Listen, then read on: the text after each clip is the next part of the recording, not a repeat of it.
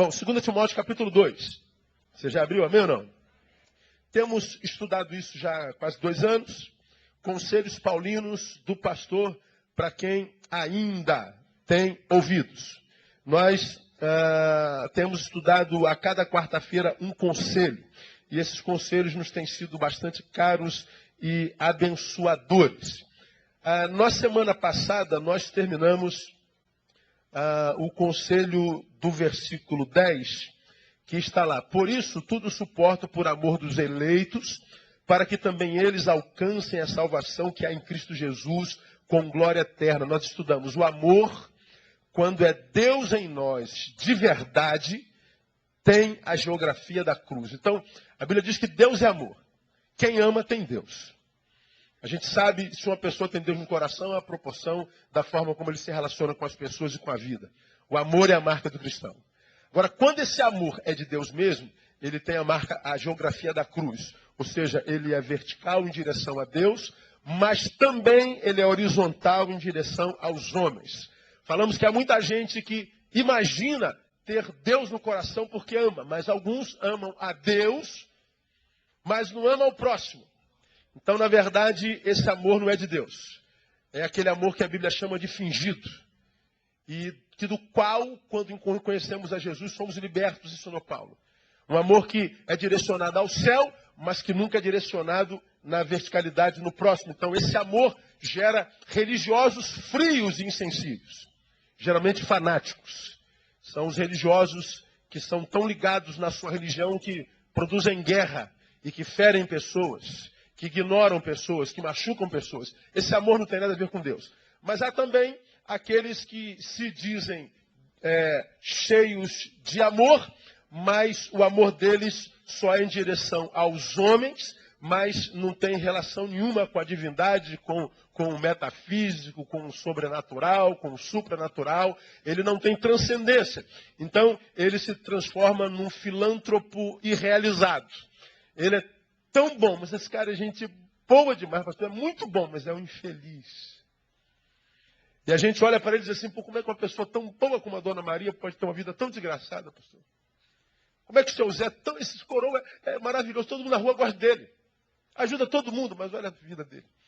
Deus é injusto. Não, é porque o amor dele não tem a ver com o amor de Deus.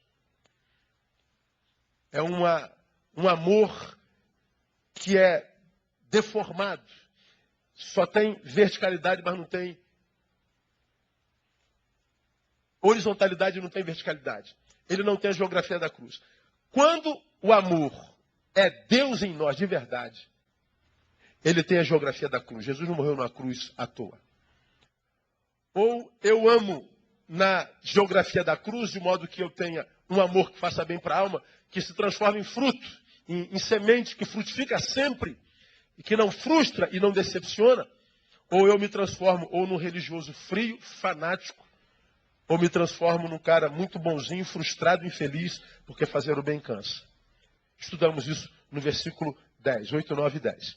Bom, hoje eu quero começar uma nova palavra com os irmãos, que vem do versículo 11. Você já abriu aí, amém ou não? O versículo 11 diz assim, fiel é esta palavra. Se, pois, já morremos com ele, também com ele o quê? Viveremos. Repita após mim. Fiel é esta palavra. Se, pois, já morremos com ele, quem é ele? Jesus. Se já morremos com ele, também com ele viveremos. Repita, também com ele viveremos. Então, olha o que Paulo está dizendo a Timóteo. Timóteo, vou te dizer uma realidade. É fiel essa palavra. Não minto. Papo sério. Se com Jesus nós já morremos, fique tranquilo.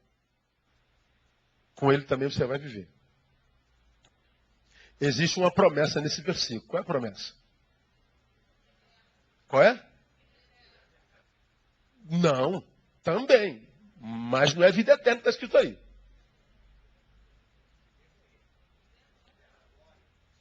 Não, por que vocês estão morrendo cedo, gente? Que é isso?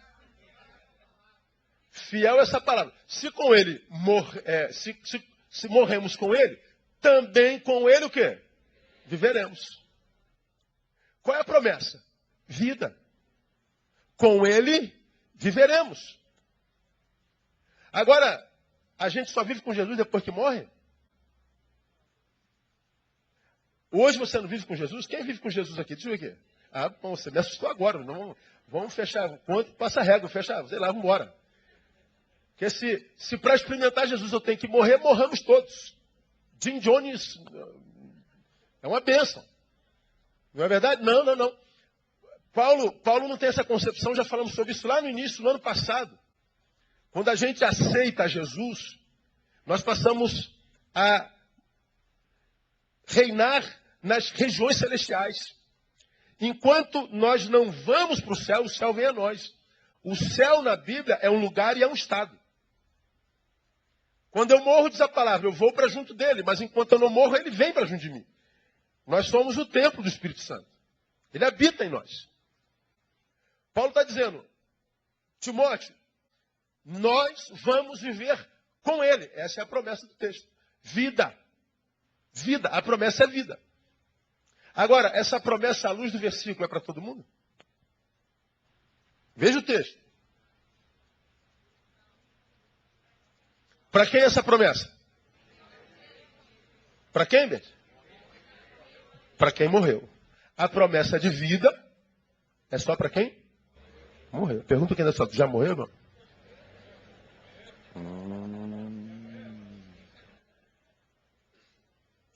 Olha que sinistro. Sabe o que Paulo está aconselhando a Timóteo a nós? Só encontra sentido na vida aquele que aprendeu a morrer. Repita comigo, só encontra sentido na vida aquele que aprendeu a morrer. Bom, se isso é verdade, por que é tanta gente que não consegue encontrar sentido para a sua vida? Não aprendeu a morrer. Não tem intimidade nenhuma com a morte. Agora, esse papo parece esquisito porque são dois seres viventes conversando. São dois seres humanos trocando ideia. Paulo dizendo que a vida é bela, mas ela só se torna bela e se torna uma coisa que vale a pena quando a gente encontra o sentido dela. Porque se eu nasci, estou envelhecendo, não encontrei sentido da minha vida, eu nasci e estou perdido. Bom, se eu estou perdido, não encontro sentido na vida, de que vale a vida? Nada. E por que você acha que tem tanta gente se matando, tanta gente se drogando, tanta gente entrando em projeto furado, tanta gente entrando em negócios escusos? Por que você acha que há tanta gente jogando vida fora em projetos que não valem nada? Por que você acha que há tanta gente se sacrificando ao nada? Porque a vida não tem sentido. Porque se eu tenho uma coisa preciosa, eu me apego a essa coisa e não desperdiço de jeito nenhum. Você está doido? Eu consegui isso aqui. É como o teu salário, meu amigo. Sempre sobra mês no teu salário, não é verdade? Não sobra salário por mês. Então a gente vai aqui, ó, remino a grana. Porque a gente não pode desperdiçar, não pode jogar fora. Quem quer dinheiro? Isso é coisa de Silvio Santos, irmão. Tirando o Silvio Santos, ninguém mais faz isso. A gente ganhou com muita dificuldade e a gente não desperdiça aquilo que tem valor. Ora, quando eu vejo tanta gente desperdiçando vida, olha, que conclusão que a gente pode chegar? Pô, esse cara não valoriza a vida que tem. Porque se valorizasse a vida que tem, não estava andando com quem anda, não estava cheirando o que cheira, não estava entrando no projeto que está entrando, não estava deixando quem está deixando, não estava indo onde está indo, não estava deixando de ir onde sempre foi, nada. Então, a gente vê tanta gente desperdiçando vida, a vida lhe sendo tirada, desperdiçada, gente que vai se tornando infeliz cronicamente, de modo que não acredita mais na felicidade, a felicidade é uma utopia. Aí ele tem que criar filosofia em cima do sofrimento para justificar o sofrimento e a incapacidade de achar felicidade. É assim que nascem os filósofos. Procura entre os muitos filósofos que se idolatra hoje quem foi feliz. Aí amanhã nego tá no meu e-mail, falou mal de filósofo. Eu sou graduado em filosofia, amo a filosofia. Agora não idolatro nada. Acho linda a palavra de um monte deles. Coisas, caraca, tremendo, meu. encheu a cabeça, mas não desceu até o coração. A angústia foi a marca. E a gente tem que filosofar em torno da angústia para dizer que essa angústia ela é normal e é como se vive, não existe felicidade, é uma utopia. E quando na verdade foi só uma pessoa muito bem informada, mas que não encontrou o sentido para a vida. Paulo está dizendo que a vida só encontra sentido na vida daquele que aprendeu a morrer. Agora, a gente não está falando aqui a priori de morte biológica. Não é disso que a gente está falando. Há uma promessa nesse versículo, vida. Mas só para os que morreram. A ideia, ou a promessa, é universal. Se nós morremos com ele, então com eles também viveremos. A promessa é universal. Viveremos. Lembra a promessa dele original? Eu vim para que vocês tenham. É a promessa dele. Para que você veja, para que você tenha vida. Porque se eu não venho, o pecado roubaria de você essa possibilidade. Mas eu vim pagar o teu escrito de dívida para que a vida tornasse viável de novo. Porque sem mim nada podeis fazer. Então Jesus veio tornar a vida viável. Então a promessa é universal, mas a posse dela é subjetiva. É só para quem aprendeu a morrer. Terá vida nele quem com ele morreu. Quem morreu, a morte dele. E a gente começa a clarificar, para não ficar confuso. Tem a ver com um princípio exposto pelo próprio Jesus em João capítulo 12. Abre a tua Bíblia em João capítulo 12, para a gente começar a mastigar. João capítulo 12, você conhece bem esse texto. Jesus disse que fora enviado para os judeus, mas acontece que alguns gregos querem conhecê-lo. Ele então troca uma ideia com um grego, com alguns gregos, e a alguns desses gregos ele diz o que está no versículo 24, que diz o seguinte: em verdade vos digo, 12, 24, se o grão de trigo caindo na terra não o quê? Morrer, fica ele só. Mas se morrer, conclua para mim, dá muito fruto. Quem está falando isso? Jesus. Se o grão de trigo caindo na terra não morrer, ou seja, continuar vivo, ele vai ficar sozinho. De repente ele não foi enterrado totalmente, de repente ele caiu numa terra que não era boa, com uma parada do semeador. Agora, se ele morre, aí sim, dele vai nascer uma árvore, um vegetal do qual frutos serão colhidos e vai alimentar muita gente. Ou seja, o fruto que produz vida advém da morte da semente. Aí no versículo seguinte, Jesus diz assim: quem ama a sua vida, perdê-la. Quem neste mundo odeia a sua vida, guardá-la para a vida eterna. Ele diz que o trigo é a nossa vida. O que você está fazendo na sua vida? Bom, eu vou sepultá-la. Se você fizer isso em Cristo, ele te devolve, você acha lá. Mas quem quiser guardar a sua vida, a semente, eu não compartilho, eu não dou, eu não me dou a ninguém, eu vivo para mim mesmo. Ele está dizendo, então você vai perder a sua vida. Ele está dizendo, para que a árvore cresça, a semente tem que morrer. Essa palavra, irmão, ela é tremenda, porque, sobretudo, ela está dizendo que a vida é oriunda da morte. Por que que há tantos que não têm vida? Porque não conseguem nem falar na morte, cara. Agora, se não morre, não vive. Bom, eu estou com uma semente na mão, sei lá. Isso aqui eu já falei. Isso aqui é uma semente. Tu compra semente ali no seu Joaquim.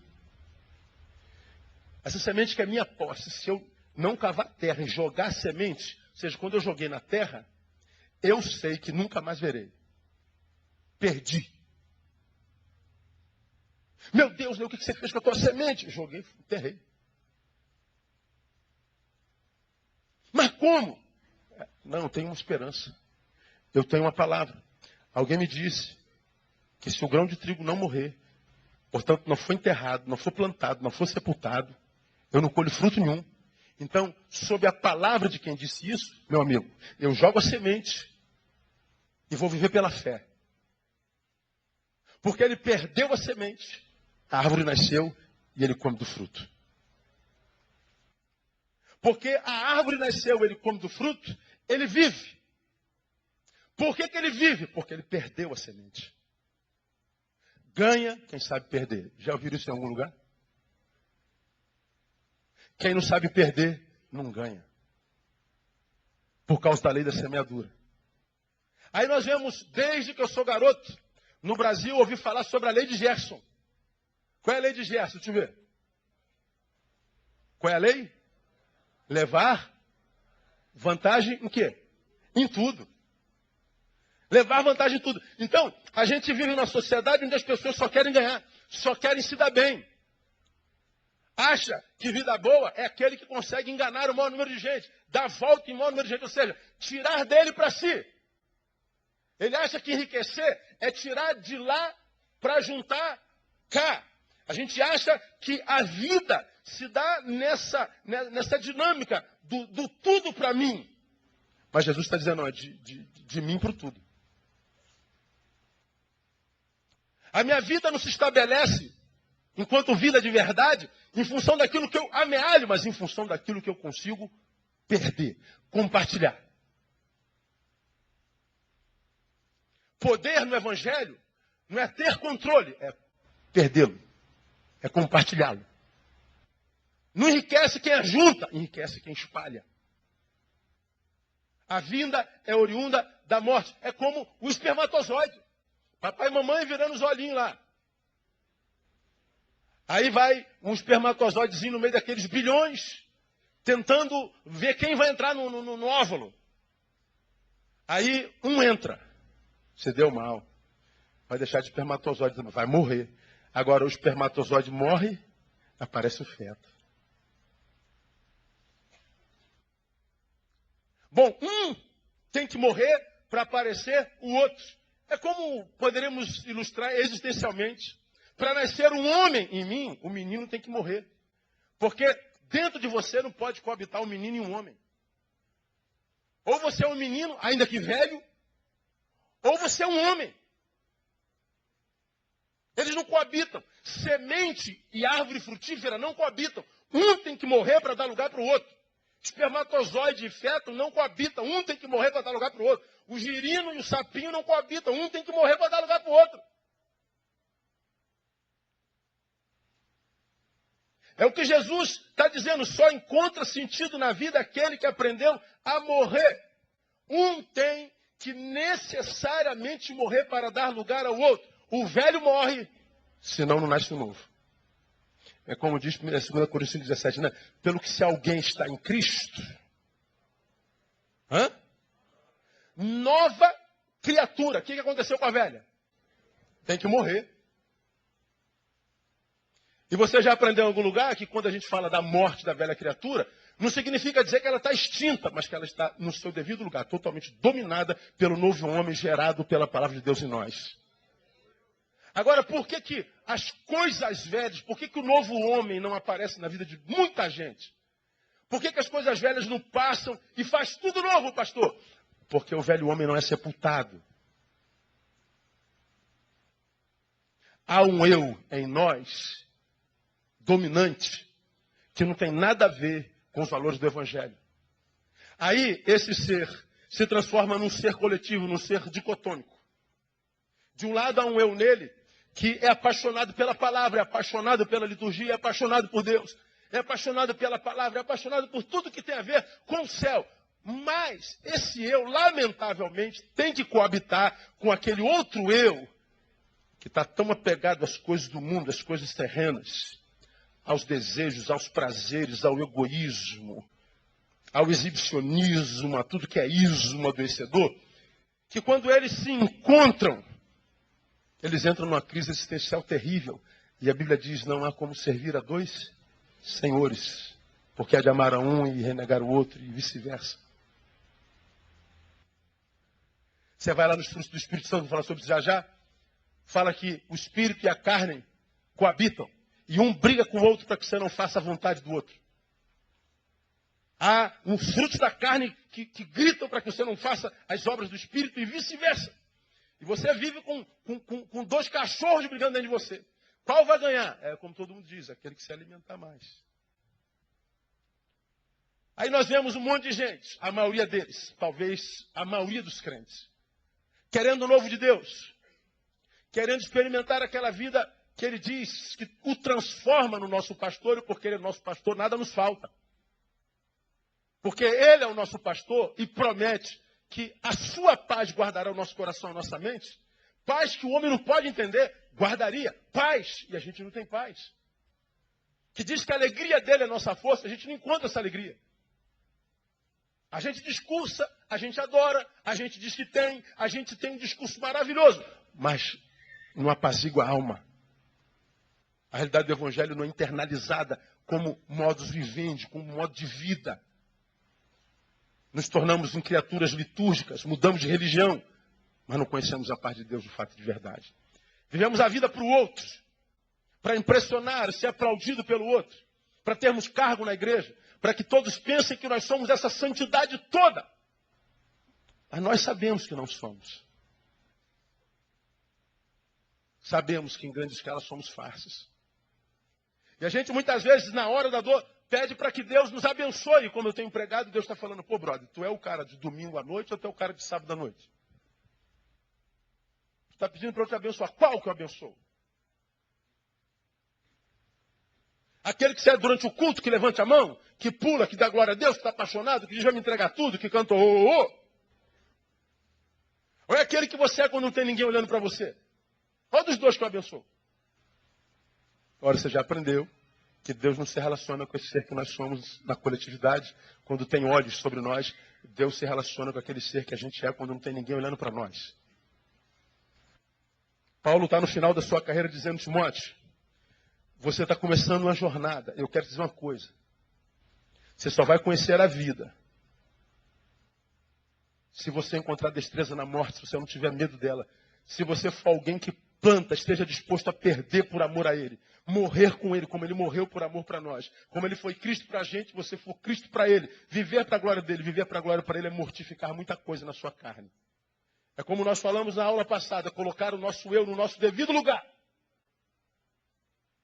Porque se não for assim, Timóteo, você vai ser mais um na multidão de gente que vai ficando para trás. Mais cedo ou mais tarde, vai ficar para trás.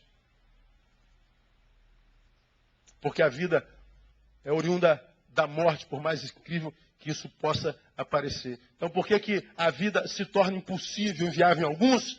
Não querem morrer, como semente. Se eu tenho uma semente, eu tenho que perder essa semente. Eu tenho a minha vida, conheci a palavra, a verdade da palavra, o Espírito me convenceu. Ou eu trabalho em mim mesmo para que eu me submeta a Ele totalmente, mortificando a minha carne, como diz a palavra, vamos falar sobre isso, ou tudo que eu consigo é uma mudança estereotipada, comportamental e moralista. Aí, quando a gente tem vida assim, a gente olha para a vida e só vê o que não presta. A gente não tem olhos de graça. Existe, como você aprendeu em algum lugar, existe a visão da graça e a visão da carne. A visão da graça é o seguinte, o João está aqui diante de mim. Eu olho para o João, porque os meus olhos são santos, eu olho para o João e vejo o que há de melhor dele. Isso é o olhar da graça. Mas quando o olhar não é da graça, é da carne ou da religião, eu olho para o João e só vejo o que há de ruim nele. É como tem dito, vamos imaginar que o João pecou. O olho da graça olha para o João que cometeu o pecado. O olho da religião olha para o pecado que João cometeu. Tudo tem a ver com a visão.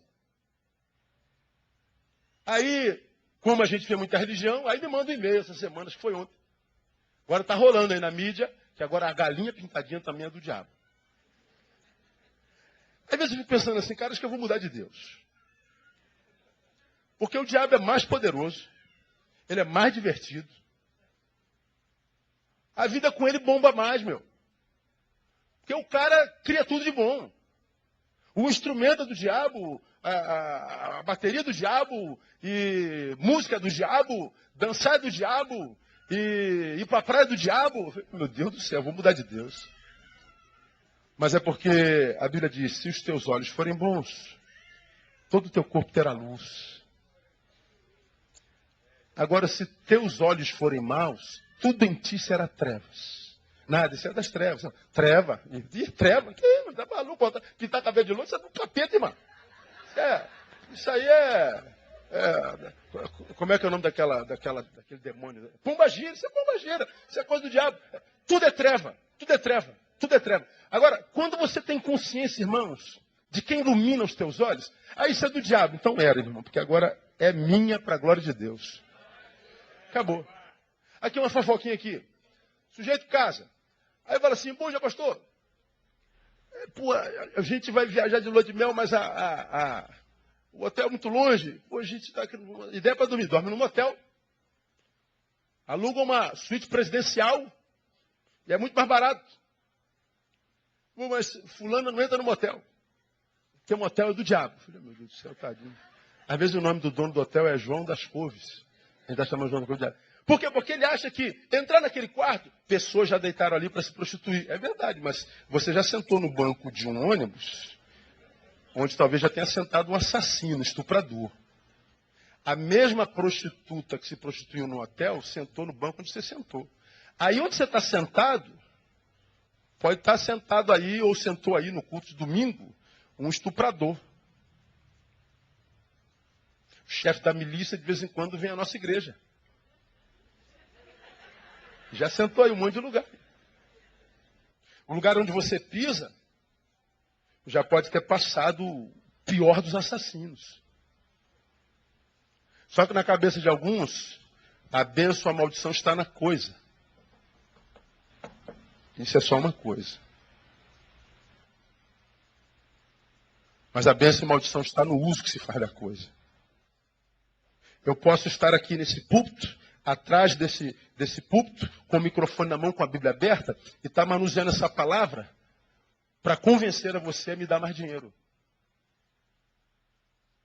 Eu estou num lugar santo, com a palavra santa, mas com a intenção diabólica. Não é coisa. Esse púlpito não é mais santo do que aquele púlpito que tem na Câmara dos Deputados, onde só tem cachorro. Porque não é o púlpito, é o uso que se faz dele. Agora, cadê que o crente consegue discernir as coisas? Ele não consegue. Porque talvez os olhos ainda não foram abertos. Então ele olha para o homem que cometeu o pecado e olha para o pecado que o homem cometeu. Ele acha que a coisa é que detém o pecado. E o pecado não está na coisa, está ou em mim ou na minha visão.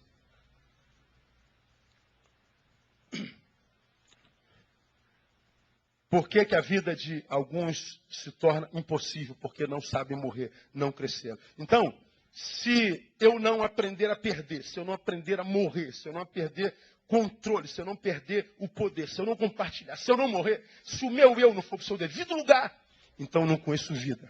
Vou perder tempo estando na casa de Deus, ouvindo a palavra de Deus, na liturgia de Deus, de modo que você aprende então que só se decepciona com Deus quem não tem coragem de olhar para si com sinceridade. Porque eu vou dizer uma coisa para você, ó, aqui tem um espelho. Se o sujeito, mesmo que ele não seja homem de Deus, seja homem, só isso.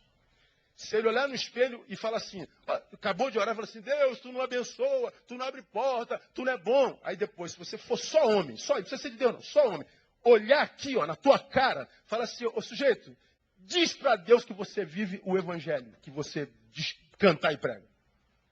Diz que o evangelho entrou no teu namoro, no seu trato com o seu dinheiro, no seu trato com o seu próximo, com a sua esposa, com a sua família. Diga que você é isso tudo mesmo. Diga para si. Eu duvido, se você for homem, você não vai chegar à conclusão, eu vou calar minha boca, sabe? Porque o que eu já tenho já é demais. Vai que ele cisma de fazer justiça, me tira ainda o que me resta. Ou será que eu estou falando alguma besteira? Me ajuda, dá uma sacudida em alguém e fala assim, tu não é isso tudo não, cara. Aí eu vejo, toda hora encontrando com gente frustrada, eu não frustrada com Deus. Bom, eu não me escandalizo nunca, porque eu sei que o problema é de visão. Porque, meu irmão, quando eu me olho no espelho e lembro que eu estou respirando, almocei hoje, tomei café, lanchei, vou sair daqui, vou jantar. Vou dormir do lado daquela mulher que eu tenho. Eu ainda vou pedir mais o quê? Porque a Bíblia diz que se tirar a misericórdia, a gente já teria sido consumido. O problema é que a gente tem tanta misericórdia que acha que porque está vivo há muito tempo, agora tem mérito de mais alguma coisa. Falta de visão. Por que a vida não acontece na vida dessa gente? Porque não está apta para morrer. Então, à luz do que eu já introduzi, eu posso afirmar para você que a salvação que Deus em Jesus veio implementar em nós tem a ver muito mais com o livramento de mim mesmo do que o livramento do inferno. Ah, você agora está salvo.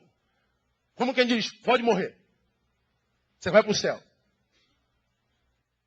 Porque a gente acha que ser salvo é ser livre do inferno. Não, mas na cabeça de Paulo, não só isso. Ser salvo é ser livre desse eu que não morre. Que inviabiliza a minha vida. Que se esconde atrás do seu temperamento. Pastor, meu temperamento é colérico. Até de temperamento Jesus é Senhor. Pastor, sou irritada demais. Até da tua irritação Jesus é Senhor. Porque enquanto você for essa coisa, essa bomba humana, ambulante, você vai colher bomba. Enquanto você semear amargura, grosseria, vai colher tudo isso. E não adianta subir um monte pedindo para Deus amarrar o diabo, porque o diabo está amarrado, mas você não. Tem que matar esse temperamento. Tem que matar esse sentimento. Tem que matar o ódio. Tem que matar essa incapacidade de perdoar. Tem que matar essa preguiça, essa inutilidade. Tem que matar esse juiz que está aí dentro julgando todo mundo. Salvação é libertação de nós mesmos. Antes de sermos salvos do inferno, somos salvos de nós mesmos. Por quê que nós somos salvos de nós mesmos? Primeiro, pelo que eu já expus, porque nós não sabemos morrer, nós não sabemos perder. Ora, ou a gente coloca esse eu que não se entrega totalmente, porque se eu não liberar a semente, eu não colho fruto, ou eu me entrego para Deus, sem pensar no fruto, acreditando só na promessa. Então, eu continuo senhor de mim mesmo, correndo atrás o tempo inteiro, e você já aprendeu que quem corre atrás sempre chega em segundo, e eu tenho que viver a vida tentando provar para todo mundo que está tudo bem, que está tudo equilibrado, que eu sou muito feliz. Mas só é feliz aos olhos de quem te observa do lado de fora. Agora, quando você se encontra com aquele que está lá, naquele espelho lá, o que sobra é ira, vergonha, complexo, porque sabe que é uma farsa. Eu preferiria ser rejeitado por 7 bilhões, ou 6 bilhões, 999 milhões de habitantes, mas estar bem comigo mesmo, do que ser aceito pelos 7 bilhões de habitantes e estar mal comigo mesmo. Preciso ser salvo de mim, porque nós não sabemos perder, nós não sabemos morrer, não conseguimos nos entregar enquanto sementes. E se não a morte da semente, se não a entrega da semente, não há fruto, vai viver passando necessidade. Segundo, por que eu preciso aprender a morrer? E por que eu preciso ser liberto de mim? Por causa da minha essência, por causa da nossa essência. E como é que a gente conhece a nossa essência à luz da palavra? Examinando nossos frutos. Abre aí em Gálatas capítulo 20. Que não existe. Gálatas capítulo 5. Aí nós vamos lá nos frutos da carne e nos frutos do Espírito. Gálatas 5. No versículo 19 ele fala sobre as obras da carne, ou seja, da nossa carne. Isso no que o teu espírito habita. Carne. Olha, as obras da carne são manifestas, as quais são prostituição, impureza, lascívia, idolatria, feitiçaria, inimizades, contendas, ciúmes, iras, facções, dissensões, partidos, invejas, bebedices, orgias, coisas semelhantes a estas contra as quais vos previno, como já antes vos preveni, que os que tais coisas praticam, leiam para mim, não herdarão o reino de Deus. Aí eu pergunto, quando Jesus falou sobre o reino, o que ele falou? Que o reino de Deus está onde? Dentro de vós. Ele está dizendo, os frutos da carne que revela a tua essência impede que o reino de Deus se estabeleça dentro de você. O reino de Deus tem um rei. Portanto, há equilíbrio, há disciplina, há ordem. Quando a Bíblia fala do reino de Deus em nós, fala de um Deus que controla a nossa vida, que equilibra a nossa vida, que nos capacita, habilita para qualquer situação. Que talvez permita que nós passemos por preocupações, mas nunca por desesperos. Vou falar sobre isso mais daqui para frente um pouco.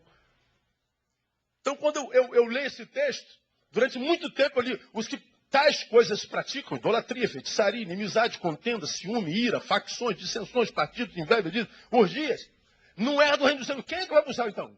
Está louco, irmão. Eu achava que era só a questão depois da morte. Não, mas Jesus diz que o reino está em nós. Ele está dizendo, não herdarão o reino em vida. Ou seja, você vai viver uma vida que não vale a pena ser vivida mesmo. Portanto, eu não posso mais me assombrar com tanta desgraça que a gente vê na terra. Não há reino de Deus dentro dos homens. Existe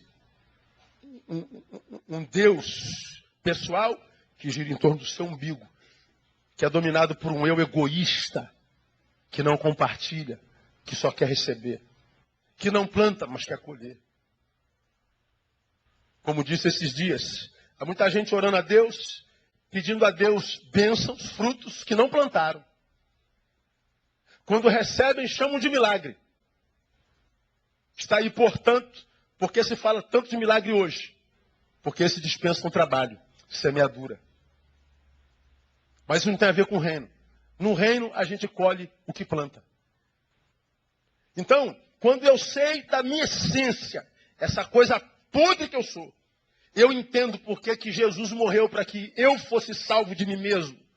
Porque se ele não morresse, me desse capacidade para me vencer, para matar o meu eu, para que o reino de Deus se estabelecesse dentro de mim, para que houvesse equilíbrio, a vida se tornaria inviável. Irmão, olhar para o que a gente vê na televisão e não acreditar que a sociedade, em todos os cantos do mundo, perdeu o controle, de que a vida está ficando inviável, é ser cego e é não querer ver a realidade. O domínio só é possível quando a gente morre, quando a gente perde o controle por aquele que controla. Quando não há morte do eu, o máximo que se consegue é a mudança de comportamento, e mesmo assim por algum tempo. Aí aqui entra a realidade da igreja evangélica no Brasil. Um monte de gente que acredita que conhecem a Jesus porque mudaram de religião. Porque bebiam, agora não bebem mais. Fumavam, não fumam mais. Cortavam o cabelo, não cortam mais. Usavam calça jeans, agora usam tergal. Usavam Nike, agora usam Vulcabras. Não sei nem se existe ainda. Compravam na Zara, agora compra na Maria Mansa, impecável. Diz assim, eu bebia, não bebo mais, eu fumava, não bebo mais, eu transava, não transo mais, agora sou de Deus. Pronto. Virou um antissocial, anti-intelectual, anti-tudo. Ele acha que ser de Deus é não fazer mais nada. O que acontece com essa vertente da igreja? O crente é mais conhecido pelo que não faz do que por aquilo que faz. Ele acha que conhece a Deus, porque a informação que ele teve a respeito de Deus mexeu com o seu comportamento, mexeu com a sua indumentária. Agora, por quanto tempo a gente consegue controlar pulsões, tensões, tesões, sentimentos, sentimentilhado, morto e amordaçado, volta a incomodar.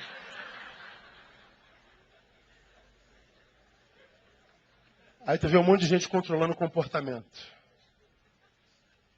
Por quanto tempo aguenta? Aí tu vê um monte de crente chutando balde. Ah, eu já fui crente. Ah, eu sou afastado. Eu sou crente. Fui crente. Não, eu fui da igreja. E não é mais por quê? Porque o evangelho não chegou. no coração. O reino não foi estabelecido. Como diz João lá na sua epístola, a primeira, saíram de nós, porque não eram de nós. Se fossem de nós, teriam permanecido conosco. Então essa debandada de gente da igreja não tem nada de anormal à luz do Evangelho. É porque o Evangelho não chegou à interioridade. Ele não foi liberto de si mesmo. Ele não morreu. Ele se fantasiou. Ele adestrou o comportamento. Mas ninguém consegue adestrar a vida inteira. E a consequência do crente que adestrou durante um tempo, então ele está no amor da conversão, o Espírito Santo, fogo para todo lado, e ele ora 10 horas por dia, é culto de manhã, dá um monte de... Aleluia. Aí ele pensa que a vida é vivida nos montes e nos jejuns a vida inteira. Ninguém faz jejum a vida inteira, ninguém sobe um monte a vida inteira, ninguém ora 3 horas por dia a vida inteira, ninguém está com vontade de ler a Bíblia 5 horas por dia a vida inteira. Geralmente é no início. No início a gente evangeliza até o cachorro da nossa casa. Aceita Jesus, o cachorro. Tu chega no trabalho, parece que Jesus é uma laranja que você quer enfiar na boca dos... Tem que se converter, você vai para o inferno. Meu Deus, o cara se converteu mesmo. Aí vai esfriando. Daqui a pouco está, Jesus. Quanto tempo eu não oro, Jesus? Pastor, não sei o que está acontecendo comigo. Pastor, antes eu subia ao monte, fazia jejum, orava 5 horas por dia. Legal? E vai fazer isso por quanto tempo? Isso é comportamento. Só que agora você não faz mais, mas na coletividade você tem que dizer que continua fazendo. Porque agora você é presbítero, obreiro, trabalhador. Aí tem que viver uma mentira em nome de Jesus. Porque o máximo que alguém que não morreu de verdade, que não teve uma mudança de mente, consegue, é uma nota 10 de comportamento. Só que ninguém consegue ser bem comportado a vida inteira. Resultado, consequência, infrutividade seguida de apostasia. Por que infrutividade? Simples, Tiago capítulo 2. Saber é simples, viver é complicado. Tiago capítulo 2 explica por que infrutividade na vida dessa gente, dentro das quais não houve morte de verdade, mas só um convencimento intelectual, intelectivo. Ele tem um tipo de fé que não pode se manter por muito tempo. Tiago, capítulo 2, versículo 14, diz assim: que proveito há, meus irmãos, se alguém disser que tem fé e não tiver obras? Porventura essa fé pode salvá-lo? O que você acha? Pode ou não? Não. Eu tenho fé, mas a minha fé só mudou. Meu comportamento, minha roupa, minha linguagem, eu falava, e aí, bro, agora fala, paz do Senhor, irmão.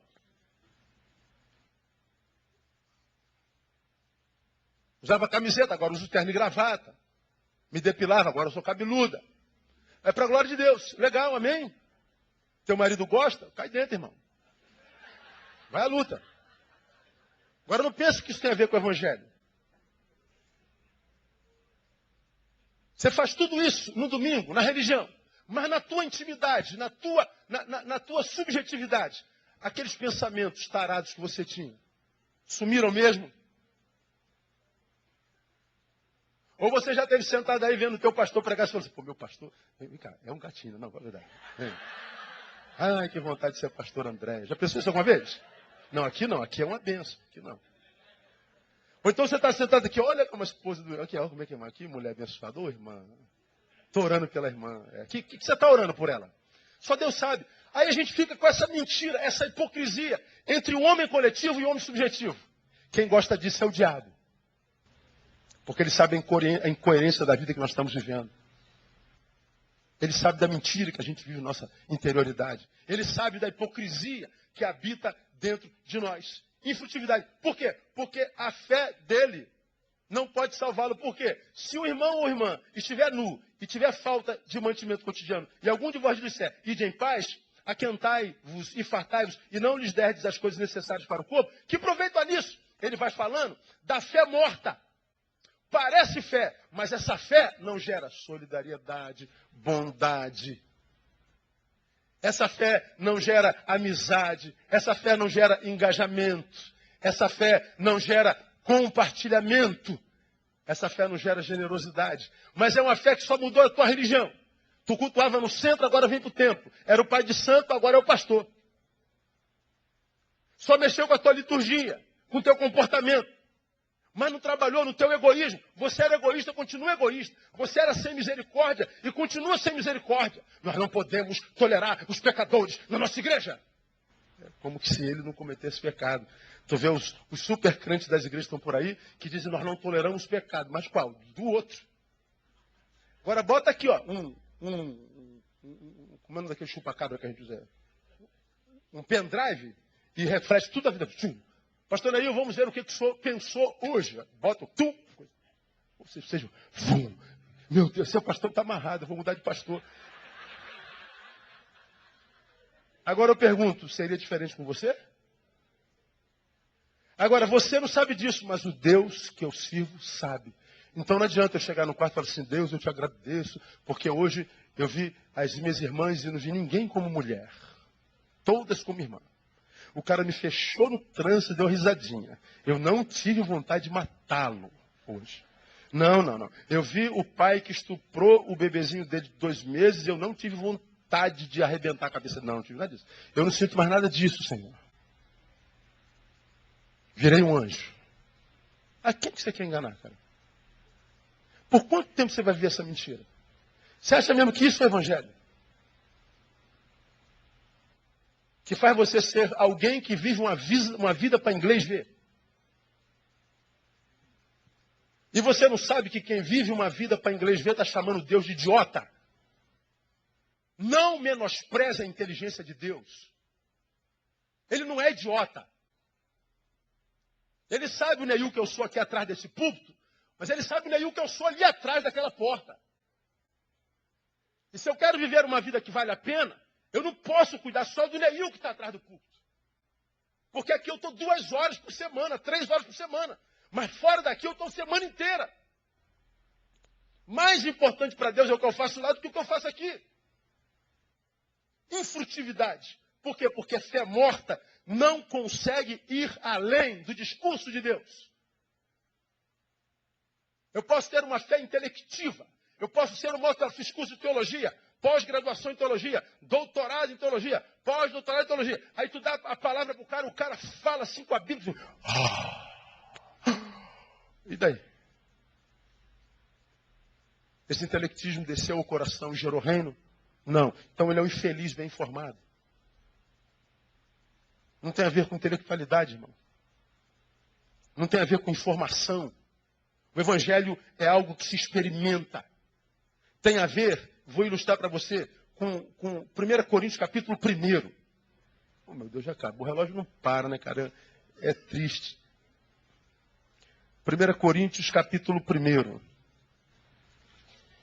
Vou terminar aqui para a gente ir embora. Que dá vontade de ficar, dá, não dá, fala a verdade. A gente leva só na lata e a gente diz, eu gosto. E a gente volta no outro culto. Pancada também de Deus.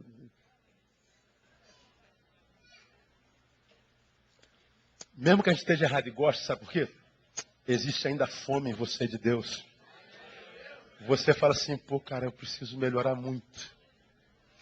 Mas aí dentro assim, eu sei que eu preciso melhorar. Enquanto houver esse sentimento, você está salvo, irmão. A gente se perde de vez quando diz, quer saber? Dane-se. É quando você foi totalmente abraçado pelo mundo e pelo Deus desse século. Alguns de vocês chegam aqui, ó, como eu, estão capengando. Deus, caraca, estou com vontade de chutar balde, Deus, eu não estou desistindo, mas eu vou lá. Como quem diz assim, Deus, tu sabes que eu estou todo errado, mas ainda há em mim desejo de acertar. Você pode estar vivendo a vida toda errada, mas Deus sabe que dentro de você há o desejo de ser o melhor filho que Deus tem, amém ou não? Você tem dentro de você, talvez você ainda não tenha conseguido, mas de se transformar em alguém que Deus olha para você e fala assim, meu filho, que orgulho que eu tenho desse moleque. Tu sabe que ainda não está nesse patamar, nem eu, mas você tem dentro de você uma chama de dizer assim, Deus, eu vou me transformar nesse homem, nessa mulher. E é com essa chama que Deus trabalha, é por causa dessa chama que o diabo não tira tudo que você tem. Porque ele sabe que ainda existe uma chama do Espírito dentro de você. Posso ouvir glória aí? Então não desista, irmão. Vem capengando. Faz igual a mim. Eu estou capengando, eu venho. Quero saber, o pastor está todo, o problema é deles. Eu não me chamo todo mundo. Eu me chamo Neil Barreto e termino aí. E eu sigo. Quando a gente lê 1 Coríntios, capítulo 1, versículo 18, nós vemos, olha o que Paulo diz. Porque a palavra da cruz é deveras loucura. Para quem? Para os que perecem. Mas para nós que somos salvos é o quê? O poder de Deus. A palavra da cruz é muito doida, deveras loucura, mas para um grupo de gente, para quem está perecendo. Que olha para a cruz e diz assim, peraí, Jeová, tu tá de sacanagem, não tá, cara? Tu acredita nessa historinha aqui, de Jesus de Nazaré? Pô, peraí. Ô, Karina, peraí, pô. Inferno, anjo, céu, Jesus, é brincadeira, tu tá louca. Olha, Aline, engenheira química, cabeçona, quase retardado, todo químico é retardado, não, você aqui é uma benção. Não é possível que você fazendo os cálculos matemáticos, não, tá de brincadeira. Pô, palhaçada, né, meu? Ele está olhando para a palavra da cruz, ou a cruz que é a palavra. Loucura. Mas existe um outro grupo que fala assim, isso é poder de Deus na minha vida.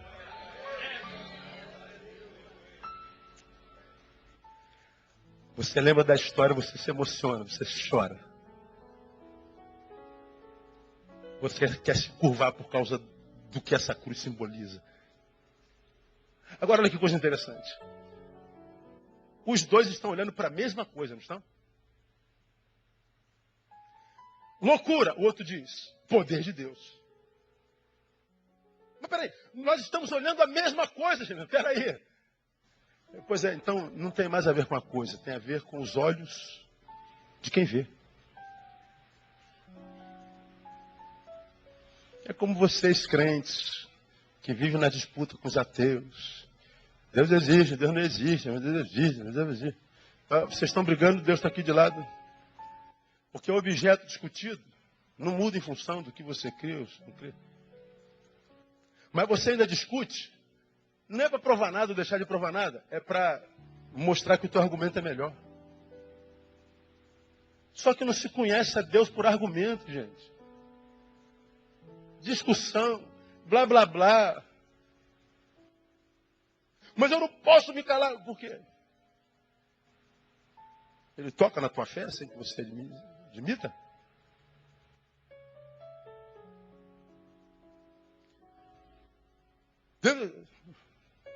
Só quero provar para ele que o meu argumento é melhor que o dele. Ele só quer provar para mim que o argumento dele é melhor do que eu. Então não está em voga a Deus nem para o crente nem para o incrédulo. Está em voga é a sua própria pessoa. Porque quem já passou pela cruz não precisa mais de argumento nenhum. Não precisa de prova de mais nada. Deus exige. É mais ou menos como um cego. Pega um cego. Tem como provar para um cego que o sol é amarelo? Sim ou não? Lógico que não.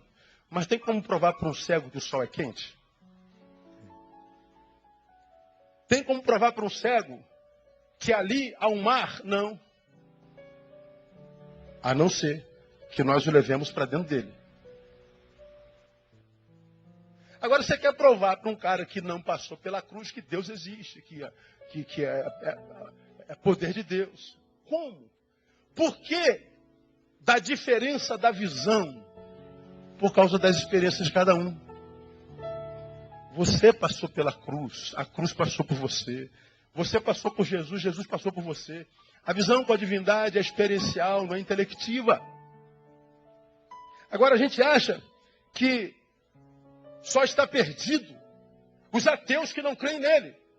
E os que dizem crer nele, mas não internalizaram a sua vida, porque não passaram de uma relação informativa, que só gerou fé morta, que nunca apazigua o coração daquele que diz possuí-la. Evangelho é mais do que informação, irmão. Vida em Deus é mais do que intelecção. Não há como conhecer a Deus pelo discurso. Não há como conhecer a Deus pelo intelecto. Não há como conhecer a Deus. Senão, não valeria os outros versículos. Porque está escrito, 19. Destruirei a sabedoria dos sábios.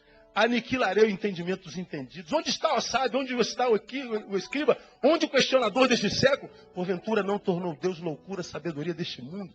Visto como na sabedoria de Deus, o mundo pela sua sabedoria não conheceu a Deus. Aprove a Deus salvar pela loucura da pregação se crê. Não é pela sabedoria. Ah, pastor, o senhor conheceu Deus, o senhor é muito inteligente. Inteligência não tem nada a ver com o evangelho. A inteligência do mais inteligente dos inteligentes. Tem nada a ver. Porque o evangelho não requer nenhum tipo de conhecimento humano. Só requer um tipo de gente humilde, que está disposto a perder para ganhar.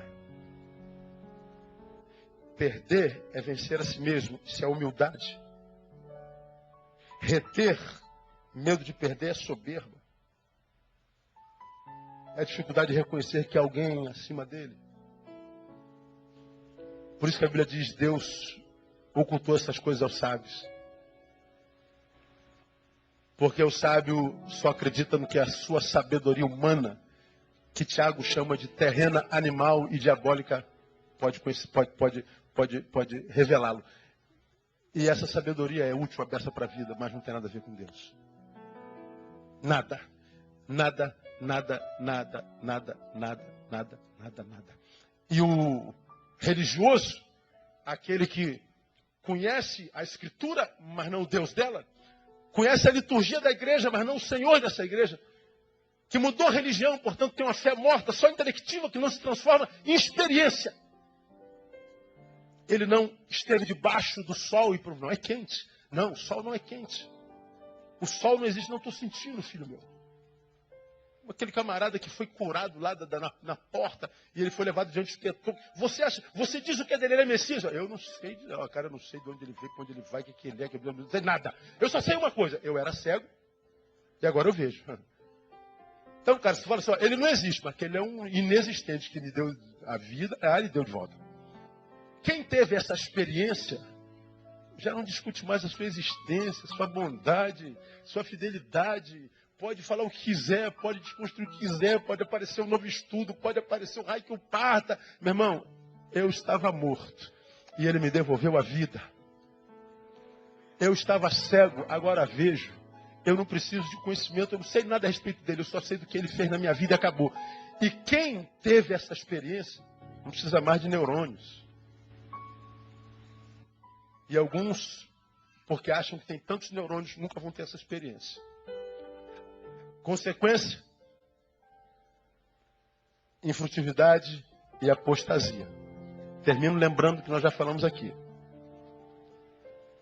Passa pelos 4 6, né? De crente para crítico. De crítico para cético. De cético para cínico. Regra sem exceção. Ele era crente. Por que ele se dizia crente? Porque ele conheceu a palavra, ouviu a palavra, estudou um pouquinho. Agora eu sei tudo de Deus. Não, ele acredita que sabe, mas ele não sabe que foi só uma relação informacional. Intelectiva. Não há experiência. É só informação, que mudou só com estereótipo. Comportamento, indumentária. Bom, não houve experiência. Então, porque não há experiência, logo com o tempo vai aparecer críticas. Pô, Deus, eu estou me comportando bem. Pô, eu estou sempre aí na campanha, eu estou sempre dando dízimo, eu estou aí subo um monte, a coisa não acontece. Começa a crise com Deus. E da mesma raiz de crise vem a crítica. E a gente começa a se tornar um crítico disso, crítico daquilo. Né? E a crítica não muda a realidade. Ninguém muda ninguém através da crítica. Ninguém muda nada através da crítica. Nunca mudou a realidade. Aí, porque ele continua criticando, não muda a realidade. Ele se frustra, mas como o que prevalece nele é o eu, que não morre, não se humilha, né? Soberba. O problema está fora dele, não dentro. Aí então o que acontece? Ele se torna um cético. Quer dizer, quer saber? Acho que eu estou me iludindo, entendeu? Isso é coisa de gente menor do que eu. Olha o eu. A fé é para gente menor do que eu. Soberba, lembra? Problema oftalmológico existencial. O soberbo vê o outro menor do que a si mesmo e se vê maior do que os outros. É um problema oftalmológico existencial. Ele é doente. Mas é o eu que não morre. Então é um cético. Se afasta e de cá ele vira um cínico zombador. O processo é sempre o mesmo. Como eu continuo reinando, ele agora vai ter que mentir para si o resto da vida, justificando a felicidade por ter deixado aquilo que desejou tanto, mas não conseguiu experimentar. Aí passa a irmãzinha lá do alto do morro, analfabeta, que ora, Deus abençoa meus filhos, em nome de Jesus. E o sorriso da mulher de orelha a orelha. Tu vai na casa da analfabeta, pobrezinha, mas limpinha, e tu entra e fala assim, meu Deus, que lugar agradável. Ela descobre que está com câncer e você vai lá visitá-la, crente que vai consolá-la. Aí tu já entra batido, oh meu Deus do céu, oh meu filho, quem que foi? A senhora está com câncer, meu irmão. E qual o problema? Eu tenho uma doença, mas nunca vou adoecer. O meu Deus me permitiu chegar até aqui. Se Ele quiser me tirar daqui, Ele me tira. E se não tirar, está tudo bem. Eu vou estar junto dele. Louvado seja o seu nome. Mas peraí, a senhora não está preocupada, não. Eu já morri.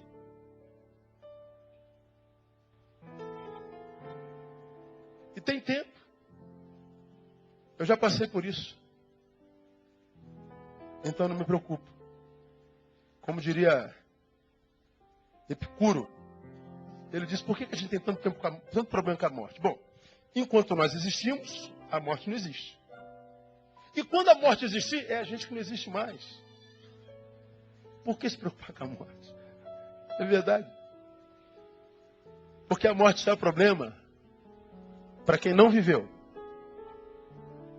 Porque para quem viveu com intensidade, a morte não é problema nenhum. Quantos anos você tem, irmã?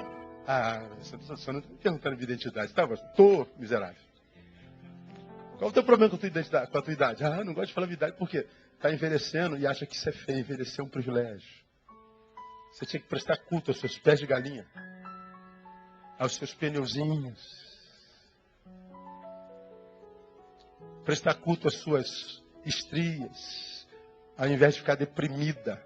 Significa dizer que você já passou pela adolescência, já entrou na juventude, já está saindo dela, entrando na meia-idade, quem sabe chegando à terceira idade. Meu Deus, que desgraça. Não, filho, você já percorreu o caminho todo, você vive numa geração que morre cedo. Não teve o privilégio de chamar meu filho e nem ouvir a palavra papai. Muito menos vó. E você tem braço de neto. Dá beijo em neto e está com vergonha da velhice que tem. Por quê? Talvez não tenha vivido com intensidade. Né? Tem a sensação de que perdeu muito. Então, meu irmão, a minha oração é que Deus lhe dê a graça de viver, mas viver muito. E se não for muitos anos, muita intensidade de vida. Porque para os que estão sendo sequestrados por essa geração, a vida deles está em torno do que tem. Tira-lhes o que tem, não sobra nada. E chega um ponto que tem tanto, mas percebe que está faltando tanto, que até o que tem perde sentido. Porque como você já aprendeu, o dinheiro compra tudo, menos o essencial. Então, que Deus nos dê a graça de sairmos dessa relação intelectiva com Ele. Uma relação que gera informação, mas não gera experiências. Que apaziguam o coração e que nos capacitam para viver qualquer circunstância, independente de quais sejam. Porque só vale a pena viver quando a gente passar por essa dimensão. Que Deus nos dê a graça de viver isso o mais cedo possível para a glória de Deus. Amém? Vamos aplaudir o Senhor. Vamos embora.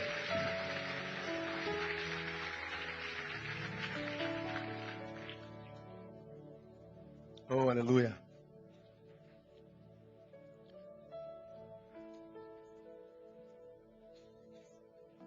Vamos orar e vamos embora.